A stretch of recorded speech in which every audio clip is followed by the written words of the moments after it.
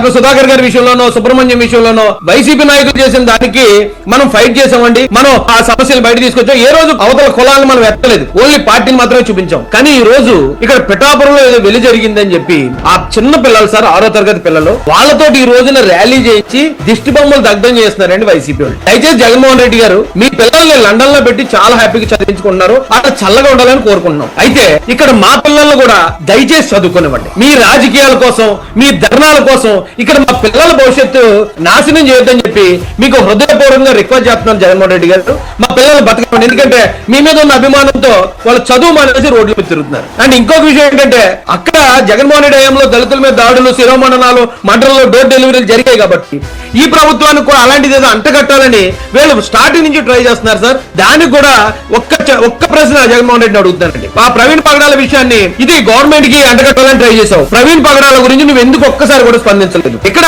పిఠాపురం నియోజకవర్గం మీద కాన్సన్ట్రేట్ చేశారు సార్ వాళ్ళు. పిఠాపురం నియోజకవర్గంలో మల్లాం గ్రామంలో వెలి జరిగిందని వైసీపీ నుంచి కొంతమంది పెయిడ్ ఆర్టిస్టులు మాట్లాడుతున్నారు, ఎప్పటి నుంచో చెప్పుకొస్తున్నారు. ముఖ్యంగా మాల ఓటింగ్ ఏదైతే ఉందో అది వైసీపీ పార్టీని వదిలి టీడీపీ రావడాన్ని జీర్ణించుకోలేక మాలల్ని రెచ్చగొట్టడానికి విపరీతంగా ట్రై చేస్తున్న జగన్ రెడ్డి నిన్నే అడుగుతున్నాను నేను, నిజంగా మల్లాంలో వెళ్లి జరుగుంటే నువ్వు ఎందుకు స్పందించలేదు? ఈ పిఠాపురంలో నిజంగా ఆ పిల్లల మీద కులవివక్ష చూపించి ఉండుంటే నువ్వు ప్రతి అడ్డమైన కోసం, ప్రతి గంజాయి బ్యాచ్ కోసం, నువ్వు యాక్సిడెంట్ లో చనిపోయిన కోసం, లేకపోతే ఆత్మహత్య చేసుకున్న కోసం స్పందించి నువ్వు ఈ మాలల మీద నిజంగా వివక్ష జరిగిందంటే నువ్వు ఎందుకు స్పందించలేదు? ఆ ప్రవీణ్ పగడాల గురించి ఎందుకు మాట్లాడలేదు? ఆ అబద్ధాలని నీకు తెలుసు. తెలిసి పెయిడ్ ఆర్టిస్టులతో ఇప్పుడు ఇంకా దళితుల్ని రెచ్చగొట్టి రజనీ గారు ఆపాల్సిందిగా నేను రిక్వెస్ట్ చేస్తాను, డిమాండ్ చేస్తాను.